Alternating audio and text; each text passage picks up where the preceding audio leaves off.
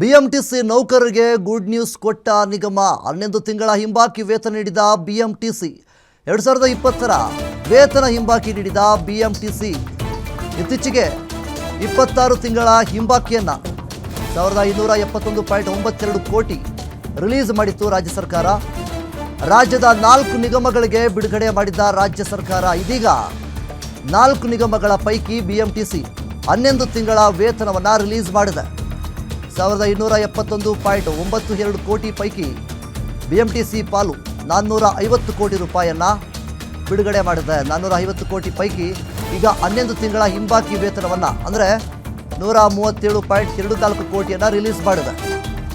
ಈ ಹಿಂದಿನ ಏನು 11 ತಿಂಗಳ ಹಿಂಬಾಕಿ ವೇತನ ಇತ್ತು ಬಿಎಂಟಿಸಿ ನೌಕರರಿಗೆ, ಇಲ್ಲಿ ಗುಡ್ ನ್ಯೂಸ್ ಅಂತ ಕೂಡ ಹೇಳ್ಬೋದು. ಅವರ ಈ ಹಿಂದಿನ ವೇತನ ಏನಿದೆ ಅದು ಈಗ ಬಿಡುಗಡೆಯಾಗಿದೆ. 2020 ಅಥವಾ 2021ರಲ್ಲಿ ಜನವರಿಯಿಂದ ನವೆಂಬರ್ವರೆಗೂ ಇದ್ದಂತಹ ಹಿಂಬಾಕಿ ವೇತನ ಏನಿತ್ತು ಅದನ್ನು ಆಗ ಹೋಲ್ಡ್ ಮಾಡಿದರು.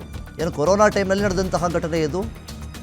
ಆಗ ಏನು ಹಿಂಬಾಕಿ ವೇತನವನ್ನು ಕೊಟ್ಟಿರಲಿಲ್ಲ, ಅದನ್ನು ಈಗ ಬಿಡುಗಡೆ ಮಾಡಿದೆ ರಾಜ್ಯ ಸರ್ಕಾರ.